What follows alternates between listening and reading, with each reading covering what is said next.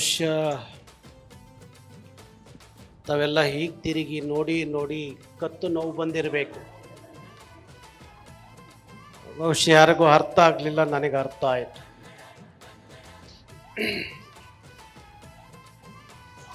ಎತ್ತೊಳಗೆ ಅಷ್ಟೇ ಅಂತ ಯಾರಿಗೆ ನಾವು ಗೊತ್ತಾಗೋದು, ಬಾಕಿಯವರಿಗೆ ಅದು ಗೊತ್ತಾಗೋದಿಲ್ಲ.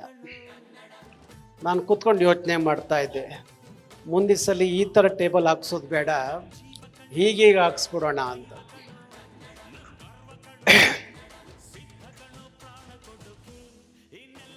ಆಯ್ತು ಬಂಧುಗಳೇ,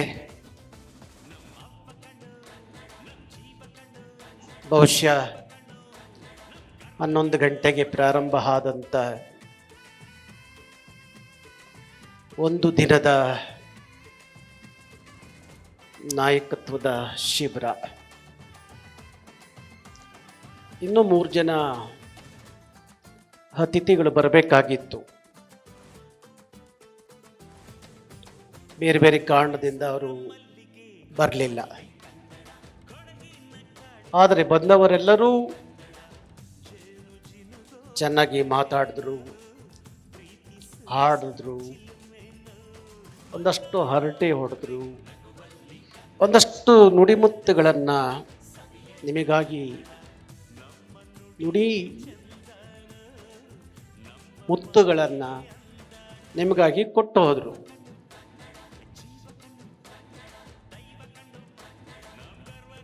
ಆದರೆ ಬಹುಶಃ ನೀವೆಷ್ಟು ಗಳಿಗೆ ಖುಷಿ ಖುಷಿಯಾಗಿ ಸಂಭ್ರಮಿಸಿರೋ, ಸಡಗರಿಸಿರೋ, ಅದಷ್ಟೇ ನೀವು ಇಲ್ಲಿಂದ ಹೊತ್ಕೊಂಡು ಹೋಗ್ತೀರಿ ಅಂತ ಹೇಳಿ ಭಾವಿಸಿದ್ದೀರಿ.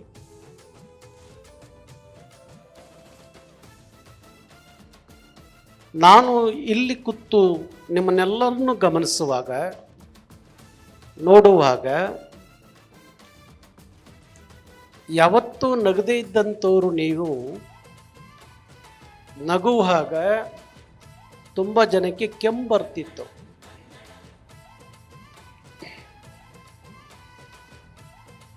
ಆಗ ನನಗನ್ಸಿದ್ದೇನಪ್ಪ ಅಂದರೆ, ಇವ್ರ ಮನೆಯಲ್ಲಿ ಯಾರು ನಗೋದಿಲ್ಲ, ಇಲ್ಲಿ ಬಂದು ಅಪರೂಪಕ್ಕೆ ನಕ್ಕಾಗ ಒಳಗಡೆ ಕಟ್ಕೊಂಡಿದ್ದಂಥ ಪರದೆ ಇವತ್ತು ಓಪನ್ ಆಗಿದೆ ಅಂತ ಅಂದ್ಕೊಂಡೆ. ಅದರಲ್ಲೂ ತುಂಬ ಜೋರಾಗಿ ನಗು ಕೇಳಿಸೋದು ಅಂದರೆ ಹೇಮಲತನ ನಗು. ಜೋರಾಗಿ ನಗ್ತಾರೆ ಹೇಮಲತ, ಭಾರಿ ಜೋರಾಗಿ, ಹಾಗೆ ನಗಬೇಕು. ಇನ್ನು ಕೆಲವರು ನೋಡಿದೆ, ಆದರೂ ನಗಲಿಲ್ಲ. ಏನೋ ಕಳ್ಕೊಂಡು ಬಂದು ಇಲ್ಲಿ ಕೂತಿರೋರ ಥರ ಕೆಲವರು ಈಗಲೂ ಹಾಗೆ ಕೂತಿದ್ದಾರೆ. ಈಗಲಾರು ಎದ್ದು ಜೋರಾಗಿ ನಗ್ಬಿಟ್ರಿ ಒಂದ್ಸಲಿ ಅಲ್ವಾ? ನಾನು ಪ್ರತಿ ಕ್ಷಣದಲ್ಲಿ, ಪ್ರತಿ ದಿವಸ ಹೇಳ್ತೀನಿ. ಪ್ರತಿದಿನ ಹೇಳುವಾಗ ನಿಮಗೆ ನಾವು ಎಷ್ಟೇ ಸಂಪಾದನೆ ಮಾಡಿದ್ರು, ಎಷ್ಟೇ ಗಳಿಸಿದ್ರು, ಅದ್ಯಾವುದು ನಮ್ಮ ಜೊತೆಯಲ್ಲಿ ಬರಲ್ಲ.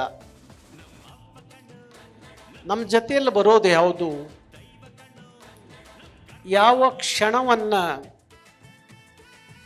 ಸಂಭ್ರಮಿಸ್ತೀವೋ ಅದಷ್ಟೇ ನಮ್ಮ ಜೊತೆಯಲ್ಲಿ ಬರೋದು, ಅದಷ್ಟೇ ನಮ್ಮ ಆಸ್ತಿ ಅಂತ ಹೇಳಿ ಅನ್ಕೋಬೇಕು.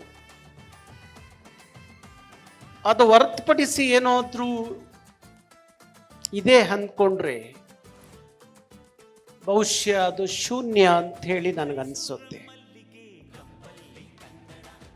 ಅದಕ್ಕಾಗೇ ಬದುಕಬೇಕು ನಾವು, ಅದಕ್ಕಾಗೇ ಬದುಕಬೇಕು. ಆ ಬದುಕಿನ ಜೊತೆಯಲ್ಲೇ ಈ ಹೋರಾಟ ಸಾಗಬೇಕು.